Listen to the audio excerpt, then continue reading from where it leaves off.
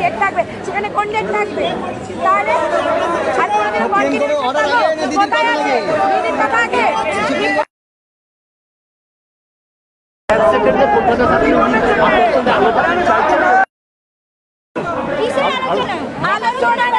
সবার আগে ওনারা কন্ডেম কোড করেছেন, 1 বছর ধরে ওনারা আমাদেরকে আলোচনার চোনা পড়ে আছে, আলোচনার শুধু চোনাটা পড়ে আছে, আর কিছু পড়ে নেই।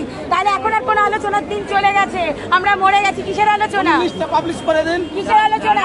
ওএমআর দিন আর আমাদের ওএমআর এর মিরর ইমেজ, আর তার সাথে হচ্ছে আমাদের সেগ্রিগেশন সার্টিফাইড করে দিই। তাদের চাকরি গেল না, চাকরি গেল আমাদের। বলা যাবে কি কোন জেলা? হ্যাঁ, আমার হাওড়া।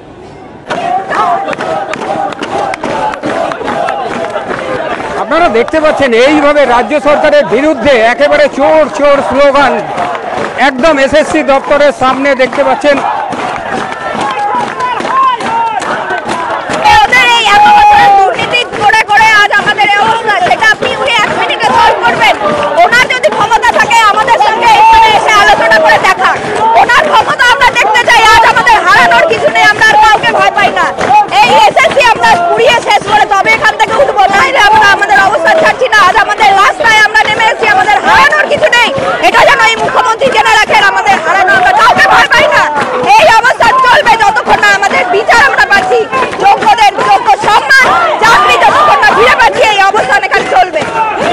আপনাদের সমাধানের রাস্তা কিছু বের করতে পারছেন? আপনারা সমাধানের রাস্তা সব পরিষ্কার, ওএমআরের বিরোধ কপি বের করলি আমাদের সব সমস্যার সমাধান। নিজেদের চোর ক্যাবিনেটকে বাঁচানোর জন্য, 14 তলার ওই মন্ত্রীদের বাঁচানোর জন্য ওরা আছে ওএমআর বের করছে না বলে সব সমস্যা। 1 মিনিটে সব সমস্যার সমাধান হয়ে যেত আজ 1 বছর আগে। হাইকোর্টে এই সমস্যার 1 মিনিটে সমাধান হয়ে যেত ওএমআরের বিরোধ কপি যদি দিয়ে দিতেন। তা না দিয়ে আজকে আমাদেরকে পথে নামিয়েছেন, আমাদের সব কিছু কেড়ে নিয়ে নিঃস্ব করে। আসুন আমাদের সঙ্গে এখানে আলোচনা করুন, ওইখানে বসে না থাকে। গ্রুপ সি গ্রুপ ডিকে এই তালকা থেকে বের করে দেওয়া হয়েছে। যে রিভিউ প্যানেলের কথা বলা হচ্ছিল আপনারা সেই পর্যন্ত ওয়েট করেননি। আমরা যথেষ্ট ওয়েট করেছি, আমরা নিঃস্ব হয়ে যাওয়া পর্যন্ত দেওয়ালে পিঠ থেকে যাওয়া অবধি অপেক্ষা করেছি। একটার পর একটা ললিপপ আমাদের হাতে ধরিয়ে গেছে রাজ্য সরকার, এসএসসি মধ্যশিক্ষা পর্ষদ। গ্রুপ সি গ্রুপ ডিদের আলাদা করে, ফার্স্ট সেকেন্ড থার্ড কাউন্সিলিং কে আলাদা করে, ডিভাইডার রুলের নোংরা খেলা, নোংরা রাজনীতিতে মেতে চায় রাজ্য সরকার, এসএসসি আর মধ্যশিক্ষা পর্ষদ। আমাদের কি আমরা সব ঘাসে মুখ দিয়ে চলি? আমরা শিক্ষক সমাজ ভুলে যাবেন না। শিক্ষিতদের সঙ্গে আপনারা লড়াইয়ে নেমেছেন। এইবার এই মাঠে এর ফয়সালা হয়ে তবেই মাঠ ছাড়বো আমরা। আসুন এই মাঠে অবতীর্ণ হয়ে লড়াই করে দেখান, যদি সাহস থাকে তো। প্যানেল যে চতুর্থ প্যানেলের পর বাদ দেওয়া হবে বলছে, সেখানে আপনাদের আপত্তিটা কোথায়? কোন লজিক্যাল নিশ্চয়ই আছে?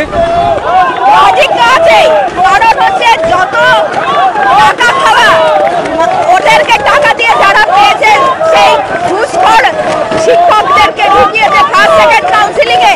এটা আমার নিজের কাউন্সিলিং এর লিস্ট আছে, আমার কাছে প্রমাণ আছে। ওরা সব ফার্স্ট সেকেন্ড কাউন্সিলিং এ ঢুকিয়েছে সব টাকা দিয়ে, আর যারা যোগ্য তাদেরকে পিছন দিকে ঠেলে দিয়েছে। যদি ফোর্থ কাউন্সিলিং অবৈধ হয়, কেন তারা 4, 5, 6, 7 কেন কাউন্সিলিং করেছিল এসএসসি? এসএসসি কি কোচি খোকা? এসএসসি কি জানে না এই প্রথম কাজ করতে আসছে? লজ্জা করে না? নিজেদের দুর্নীতি, নিজেদের সব কাজের ভার আমাদের ঘরে তুলে দিয়ে এখন এসি করে বসে হাওয়া খাচ্ছে। লজ্জা নেই? মাঠে নেমে এসে কথা বলুন, এসি করে আমরা কেউ ঢুকবো না।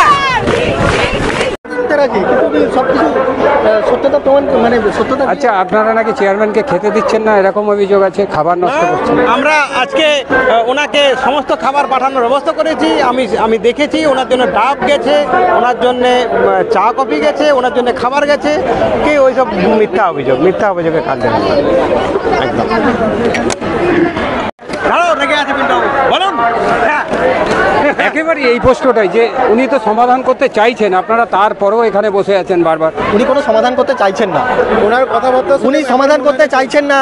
আমাদের যে 3টে দাবি, যে ওএমআর-এর মিরর ইমেজ প্রকাশ করুক, আর আমাদের ভেরিফাইড আনটেন্টেড লিস্ট বের করুক, এবং আমাদের যারা মানে অযোগ্য বা টেন্টেড তাদেরকে টার্মিনেট করুক। প্রথম হচ্ছে তাদেরকে টার্মিনেট করুক। অযোগ্য বলে যেহেতু তারা প্রমাণিত, তাহলে তাদেরকে টার্মিনেট করুক। তাদেরকে টার্মিনেট করলে তখন আমরা যোগ্য। এবার আমরা স্কুলে স্কুলে যাব কি আমরা এই ভেরিফাইড আনটেন্টেড লিস্টটা বের করলে আমরা স্কুলে যেতে পারবো? আর তারপরে ওএমআর ইমেজ মিরর ইমেজ প্রকাশ করে রিভিউ পিটিশন করুন। এমনি কিছু করলাম না, তাহলে আমরা সমস্ত যোগ্যরা কিন্তু আমরা পুনর্বহাল হব এবং যোগ্য সম্মান নিয়ে আমরা স্কুলে ফিরতে পারবো। উনি কিন্তু চাল কাঁকড় কিন্তু উনি আলাদা করতে চাইছেন না, উনি চাল কাঁকড়কে একসঙ্গে মিশিয়ে একটা ডামাডোল পরিস্থিতি তৈরি করে দিতে চাইছেন। তাহলে আমরা কি করে বিশ্বাস করবো? আজকে সুপ্রিম কোর্ট থেকে যেভাবে বারে বারে আনটেন্টেডদের লিস্ট চাওয়া হয়েছিল সেভাবে যদি ওনারা জমা করতেন তাহলে কিন্তু এই পরিস্থিতির সম্মুখীন আমাদের হতে হতো না। কিন্তু এই পরিস্থিতির জন্য এই মুখ্যমন্ত্রী এবং এনার সমস্ত যে দপ্তর সবগুলোই দায়ী।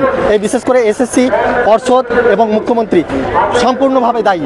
ওনারা চাননি যে যোগ্য শিক্ষকরা পুনর্বহাল থাকুক। ওনারা উপরে দেখাচ্ছে মানবিক রূপ, কিন্তু ভেতরে ভেতরে ওনারা চাইছেন পুরো প্যানেল ক্যান্সেল হয়ে যাক, যাতে চোরগুলো এই যোগ্যদের সঙ্গে মিশে গিয়ে চলে যায়।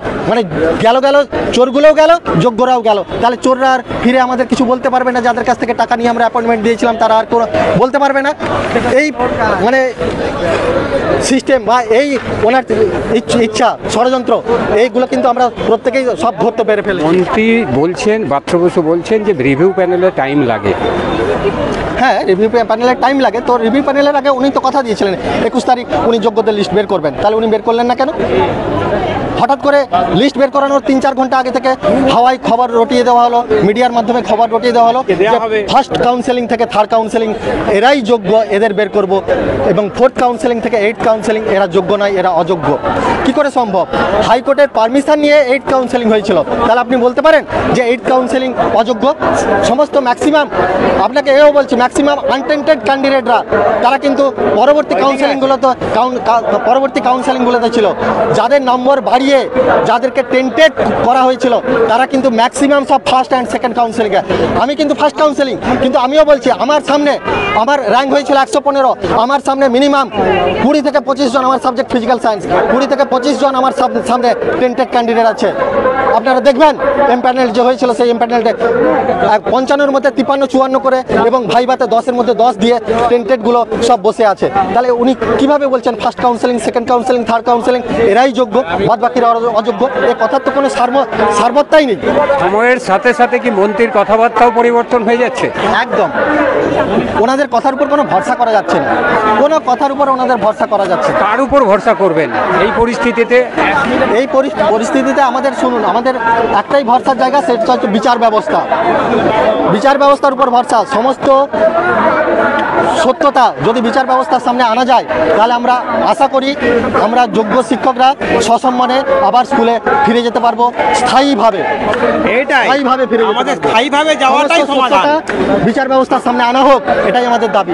সত্যটা সামনে আনতে চাইছেন, যেটা সেই বিচার ব্যবস্থার মাধ্যম দিয়ে সত্যটা সামনে এলেই আপনাদের একদম সেটাই।